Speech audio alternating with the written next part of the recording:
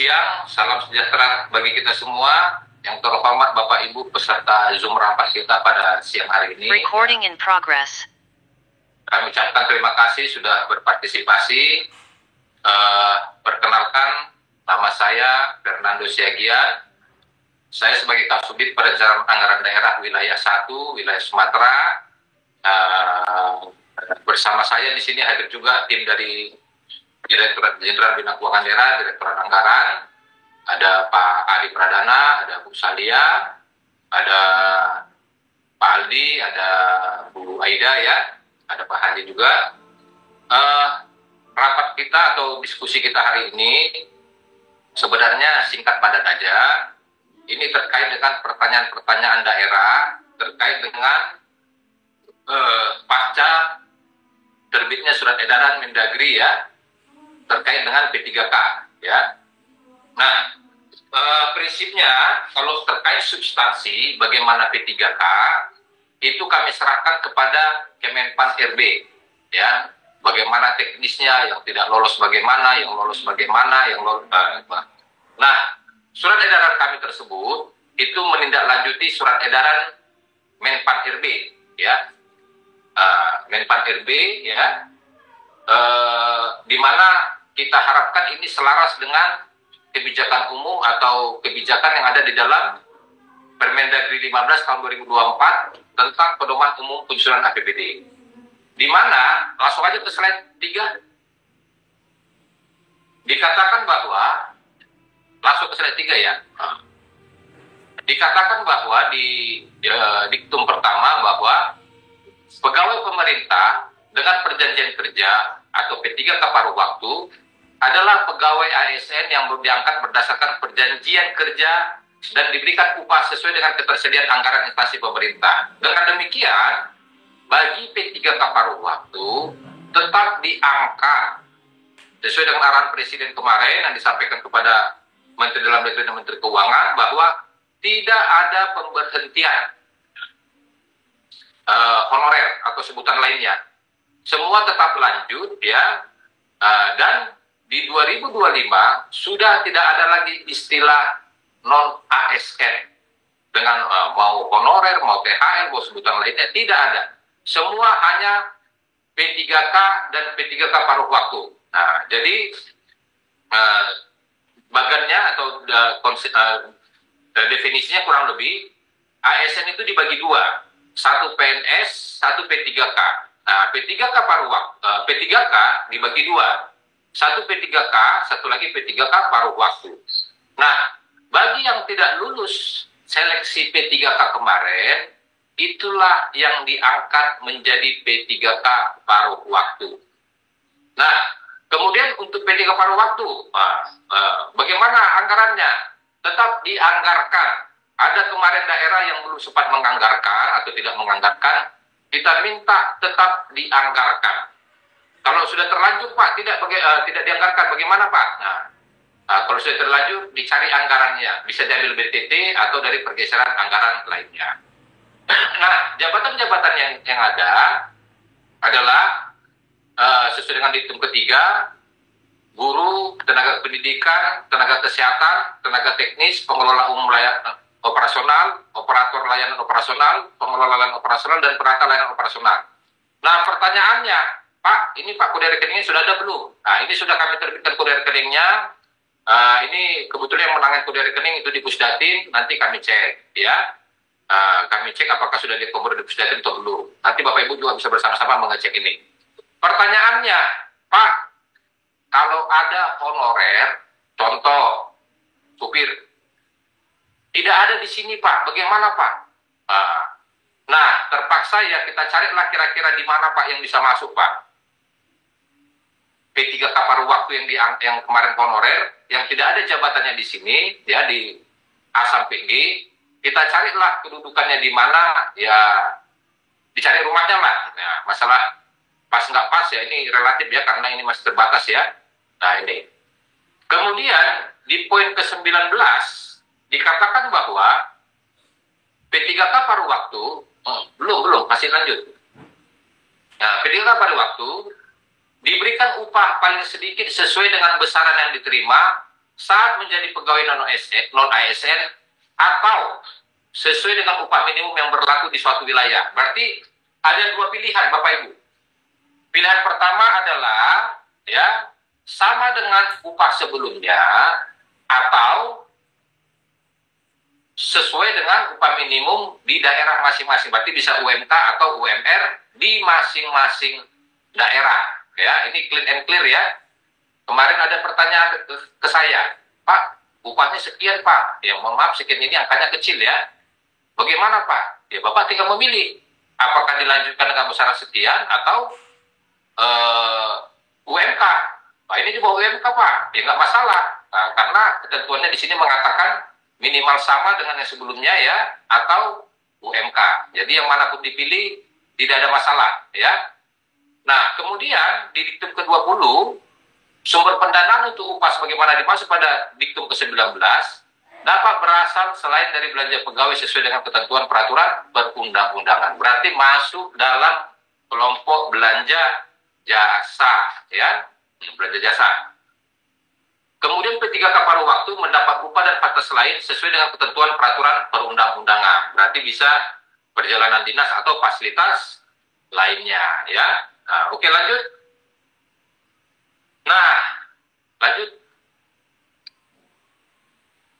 Nah, tanggal 16 Januari kemarin terbitlah surat edaran Menteri Dalam Negeri ya nomor 900 11227 SJ ya tentang penganggaran gaji bagi pegawai pemerintah dengan perjanjian kerja atau P3K paruh waktu serta dasar pemutakhiran klasifikasi, kodifikasi dan nomenklatur. Nah, disebutkan bahwa dalam rangka penataan pegawai non-ASN, pemerintah daerah harus menyelesaikan pengangkatan pegawai non-ASN yang terdaftar dalam pangkalan data atau database. Pegawai non-ASN, BKN, menjadi P3K atau P3K paruh waktu. Apabila masih mengangkat lagi pegawai non-ASN, maka akan diberi sanksi sesuai dengan peraturan perundang-undangan. Selanjutnya, untuk batas waktu tidak boleh mengangkat lagi pegawai non-ASN adalah sejak berlakunya Undang-Undang 20 2023. Nah, Undang-Undang 20 2023 diundangkan tanggal 31 Oktober 2023. Artinya, mulai tanggal 31 Oktober 2023, tidak boleh lagi ada pengangkatan pegawai non-ASN. Pak, kalau terlanjur bagaimana? Ya, dengan berat hati harus diberhentikan, Pak. Tidak dilanjutkan ya. Nah, dengan berat hati ya, karena memang undang-undangnya langsung, jadi undang-undangnya langsung mengamanatkan tidak boleh lagi mengangkat pegawai non-ASN. Ya, ini di daerah ditabrak. Ya, namanya ditabrak berarti tidak sesuai dengan ketentuan perundang-undangan. Nah, berarti tidak bisa dilanjutkan.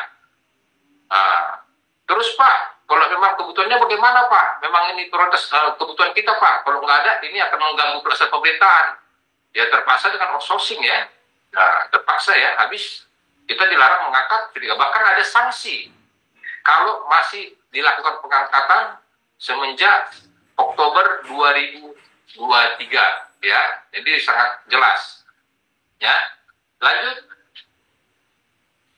Nah, inilah kurang lebih yang menjadi pengalokasian nanti. Kode rekening yang sudah kami siapkan nanti dimasukkan dalam ICPD. Kapan dilakukan pergeseran? Terus bagaimana Pak kalau saat ini masih belanja jasa Pak? Nggak apa-apa, tetap lanjut, tetap bayar gajinya ya. Terus penyesuaiannya kapan Pak? Penyesuaiannya nanti setelah sudah ada kepastian siapa yang jadi P3K dan siapa yang menjadi P3K paruh waktu. Informasinya nanti masih ada tahap kedua di bulan 6. Kalau sudah ada kepastian, silakan nanti lakukan pergeseran anggaran, sesuaikan dengan belanja jasanya nanti, sesuai dengan kode rekening yang ada di depan ini. Mungkin itu yang bisa kami sampaikan. Ini mohon Bapak Ibu kita kasih parameter batasan bahwa yang kita bahas saat ini adalah terkait dengan penganggarannya. Bagaimana teknisnya P3K, bagaimana prosesnya, bagaimana apanya semua, itu lebih tepat di Kemenpan RB. Ya, lebih tepat di Kemenpan RB. Ini kami dari Kemendagri hanya menyampaikan dari aspek penganggarannya. Mungkin itu yang bisa saya sampaikan Bapak Ibu. Nah, ini udah lumayan banyak juga nih ya, 407 orang ya. Saya persilakan kalau memang ada pertanyaan, mungkin tiga penanya ya, kita sikat-sikat aja ya. Silakan kalau ada pertanyaan, raise hand. Pak, dari Belitung Timur, Pak. Oke, silakan Belitung Timur. Ya, Jadi, mau Pak, terima kasih. Tadi, Untuk yang non ASN BLUD itu bagaimana Pak? Apakah sesuai dengan Undang-Undang Nomor 20 atau mereka berdiri sendiri? Karena mengingat dokter kami itu terbatas Pak. Ya, terima kasih Pak. Untuk yang BLUD kan ada mekanisme sendiri Pak. Jadi tidak bisa dikenakan ini Pak. Itu teknisnya diserahkan kepada BLUD-nya sendiri Pak. Untuk BLUD ya, diserahkan. Saya kemarin koordinasi ke Pak Dirjen, arahan Pak Dirjen seperti itu. Jadi diserahkan kepada BLUD-nya sesuai ketentuan yang apa. Karena BLUD pengaturannya berbeda. Oke Pak. Ya. Terima kasih Pak. Baik. Yang lain? Pak, dari Kabupaten Solo, Pak. Solo. Itu ya Pak, terkait dengan surat edaran Menteri Dalam Negeri tadi kan udah ada rekeningnya Pak. Udah kami lihat di SIPD, udah ada rekeningnya.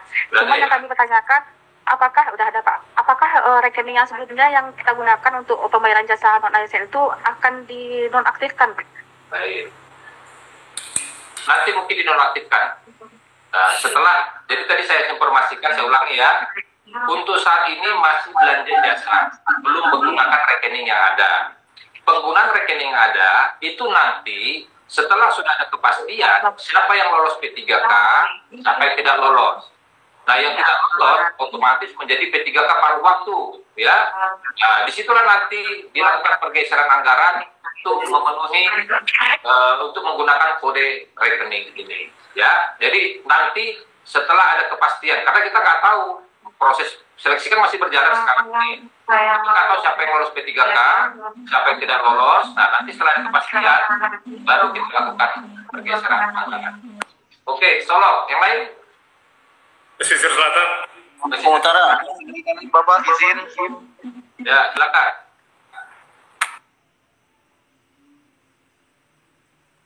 Silakan Pak.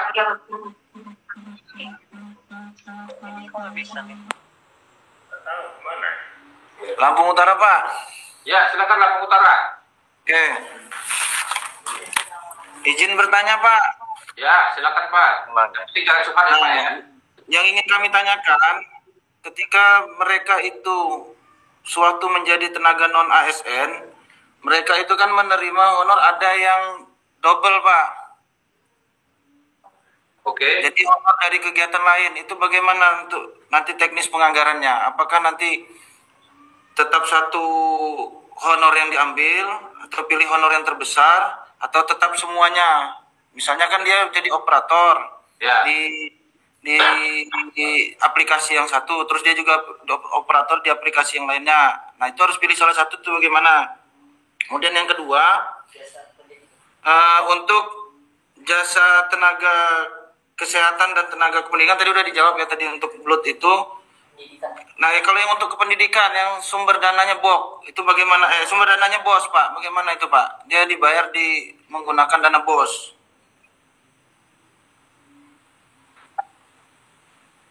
Sebenarnya yang terakhir Pak terkait dengan mereka ini di jenis jabatan yang sama, misalnya sama-sama operator, tapi antar instansi ini selama ini mereka memberikan jenis penganggarannya berbeda. Ada yang satu operator itu honornya 500.000, operator di tempat yang di dinas yang satunya lagi honornya 750.000. Nah, itu bagaimana kita menganggarkannya Pak? Apa tetap seperti semula? Yang satu 500, satu 750, berarti kan mereka berbeda. Atau kita seragamkan Pak. Terima kasih Pak. Izin Pak, menambahkan satu lagi Pak. Halo Pak, izin Pak. Halo Pak. Halo. Izin terkait yang di luar pangkalan tapi masa kerjanya di atas 2 tahun Pak. Apakah masih sama menjadi ini P3K paruh waktu juga Pak? Halo? Karena ada beberapa yang masa kerjanya di atas itu dia statusnya sebagai pegawai kebersihan sama pegawai kebersihan Pak. Baik. Oh, Pak, Pak. saya jawab ya Pak ya, tolong jangan dipotong dulu Pak saya Pak ya. Siap Pak. Pertama, terkait dengan pengangkatan walaupun sebelumnya mau SK siapa kek nggak ada masalah ya, nggak ada disebutkan ya, yang hanya dikatakan oleh ASN. Yang dilarang itu adalah pengangkatan setelah Oktober 2023, Pak. Itu yang dilarang, Pak. Ya, yang sebelum-sebelumnya silakan. Ada kemarin SK kepala sekolah, diganti lagi SK kepala dinas. Terus yang sekarang malah terbaru SK-nya menjadi SK gubernur ya. Orang yang sama, ya nggak ada masalah. Sepanjang ada dibuktikan bahwa yang bersangkutan ya ada SK-nya dan diangkat sebelum Oktober 2023. Nah, itu Pak. Ya. Nah, dan kemudian berturut-turut. Nah, jadi patokan kita bahwa SK-nya sebelum Oktober 2023. Ada datanya silakan. Mau masuk data pangkalan atau tidak? Ya, yang penting SK-nya adalah sebelum Oktober 2023. Kemudian untuk honor, ini maksudnya gajinya atau honor, Pak? Kalau gaji salah satu, Pak. Nah, cuma kan menyebutkan dulu kan namanya ada menyebutkan honor kan, pegawai honor, begitu ya. Pegawai honor. Nggak ada masalah, Pak, ya. Tetap lanjut terus, Pak. Nah, yang mana dipilih? Kami serahkan kepada daerahnya, ya. Kami tidak dalam posisi memutuskan. Kami serahkan kepada daerah sesuai dengan kondisi daerah masing-masing. Begitu. Kemudian, jabatannya sama 2 honor ya. Nah, 3 nanti standar satuan harganya ya. Nah, nanti disesuaikan ya untuk belanja jasanya ya. Ini kan nggak adil juga lah ya. Masa kerjanya sama tapi besaran upah yang diterima berbeda ya. Nah, oke. Yang lain? Izin Pak, dari Mentawai Pak. Mentawai silakan. Ya. Izin bertanya Pak. Selamat pagi. Jadi di Kabupaten Kepulauan Mentawai pada saat ini kan masih berproses untuk ujian P3K tahap 2 ya Pak. Ya. Yang rata-rata diikuti oleh CS, Satpam, Security atau pemadam. Ya. Nah itu apakah kan sekarang ini kan belum dilakukan ujian tahap 2-nya Pak. Ya. Itu gajinya gimana Pak? Soal di APBD sudah dianggarkan gaji tenaga kontrak untuk CS, sopir, satpam atau pemadam itu di APBD sebagai tenaga kontrak. Apakah itu bisa kita bayarkan Pak? Baik, tadi sudah saya jelaskan Pak. Ya. Boleh lanjut terus, jangan sampai ada pemutusan hubungan kerja, ya. Sekarang tetap dianggarkan dalam kelompok belanja jasa. Nanti setelah ada kepastian siapa yang lolos P3K, siapa yang tidak lolos, dengan demikian yang tidak lolos akan menjadi P3K pada waktu. Nah, pada saat P3K pada waktu, surat edaran kami kan ada jabatannya, belanja jasa sesuai dengan jabatannya.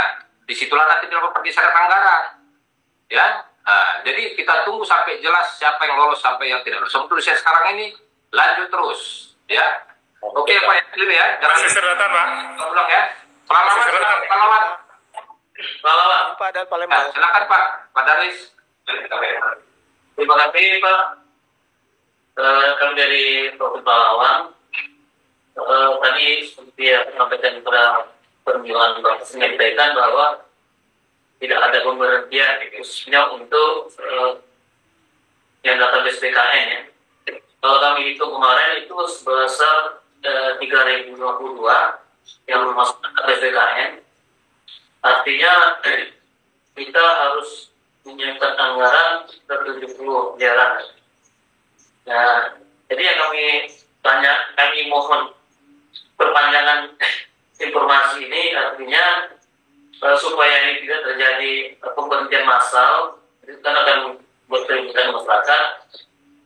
Tentunya mungkin kami yakin juga mungkin setiap daerah itu beralasan tidak bisa mengangkat seluruh daripada 3 kapal waktu, karena ini keterbatasan anggaran.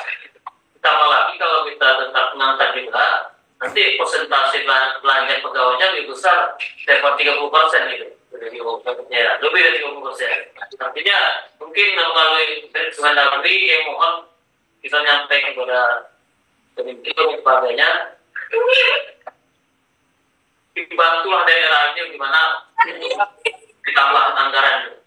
Saya daerah mengharapkan itu. Jadi sementara terima kasih Pak. Baik Pak, terima kasih Pak.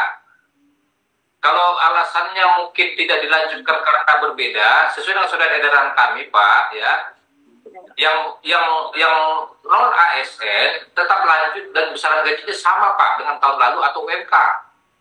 Bapak pilih sama dengan tahun sebelumnya nggak ada masalah. Kalau duit Bapak agak banyak, Bapak naikkan dengan UMK, boleh juga, nggak ada masalah. Jadi nggak ada masalah, Pak, ya. Nah, memang kalau kembali ke pertanyaan berikutnya, Pak, P3K kami sekian orang, Pak. Kalau lolos semua P3K ini beban jadi berat, kan kurang lebih 4 juta ya.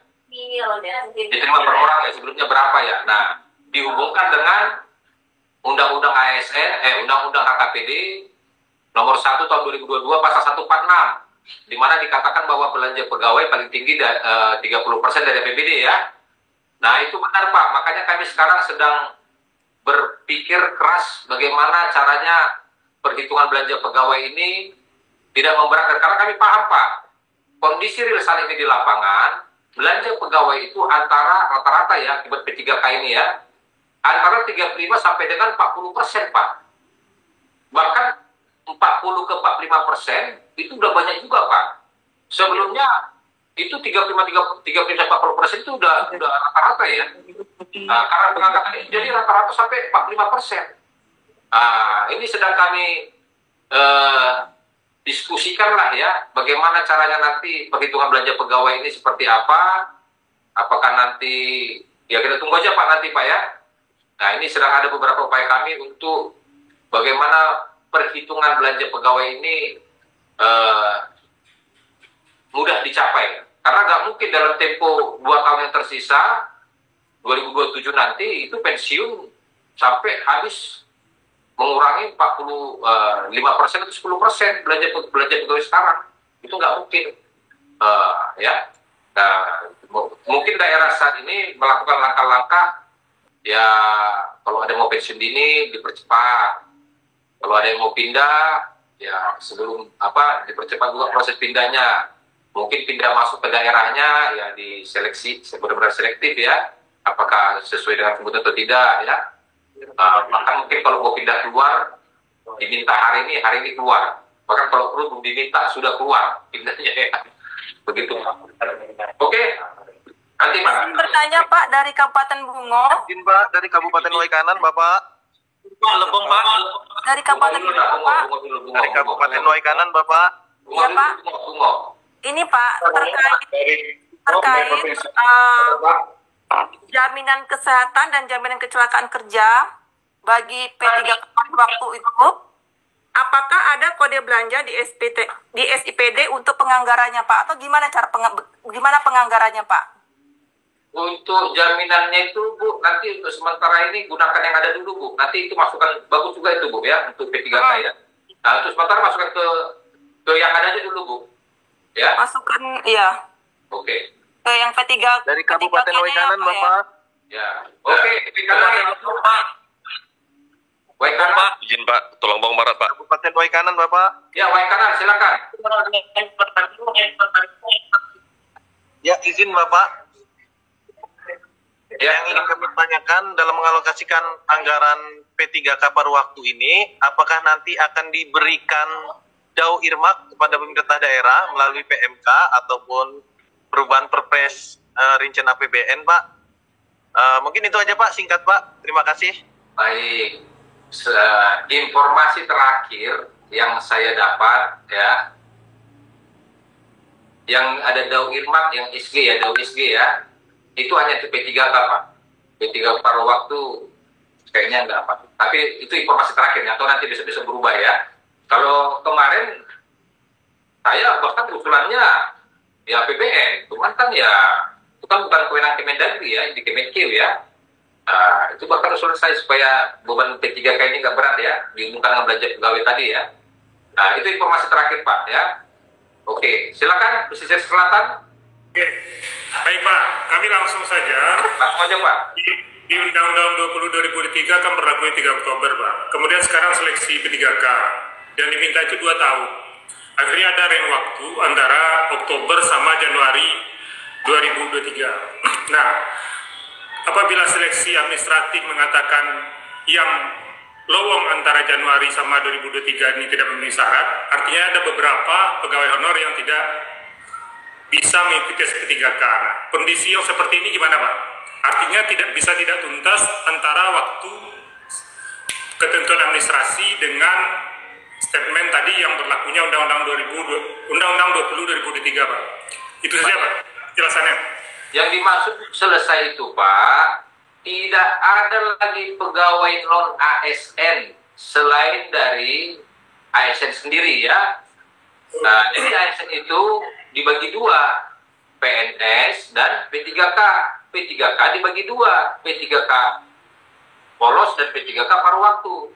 Tidak ada lagi pegawai di luar dari sini. Itulah pemberlakuannya di 2025 ini, atau 2 tahun setelah Undang-Undang ASN diundangkan. Jadi tidak ada, makanya Bapak, kita lihat di poin pertama, dilarang mengangkat non-ASN lagi. Yang ada lanjut. Nah, jadi yang tidak lolos otomatis menjadi P3K paruh waktu yang tidak lolos. Ya, tapi ketentuan administrasinya P3K paruh waktu itu kan yang berikut tahap 2 ini yang bekerja yang sudah 2 tahun Pak. Tetapi apabila menyikapi surat yang terakhir berlakunya Undang-Undang ASN 2023 itu adalah 3 Oktober, itu mengakibatkan ada pegawai honorer yang range waktunya Januari dengan Oktober itu yang tidak lolos administrasi, tetapi dia dari sisi undang-undangnya masih bisa menerima honor, menerima apa? Baik Pak.